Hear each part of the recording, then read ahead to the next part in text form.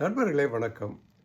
காலையில் எழுந்து பணிக்கு செல்லும் முன் நம்ம எல்லோரும் ஒரு நல்ல குளியல் போட்டுறோம். நல்லா சோப்பு போட்டு ஆனந்தமாக குளிச்சுட்டு அதுக்கப்புறம் தோற்றப்ப மனசு உடல் எல்லாமே ஒரு உற்சாகமாக இருக்குது. ஏன்னா உடம்புல அழுக்கெல்லாம் போயிடுச்சு, ஃப்ரெஷ்ஷாக ஃபீல் பண்ணுறோம். அதே போல தான் மனசையும் சோப்பு போட்டு நம்ம குளிக்கணும்.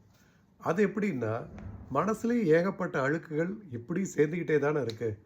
எதிர்மறை எண்ணங்கள், ஒரு தவறான ஆசைகள், இந்த மாதிரி ஏகப்பட்ட விஷயங்கள் அங்கே இருக்குது. சோகங்கள், அது எல்லாத்துக்கும் சோப்பு போடுறோன்னா என்ன பண்ணுறது?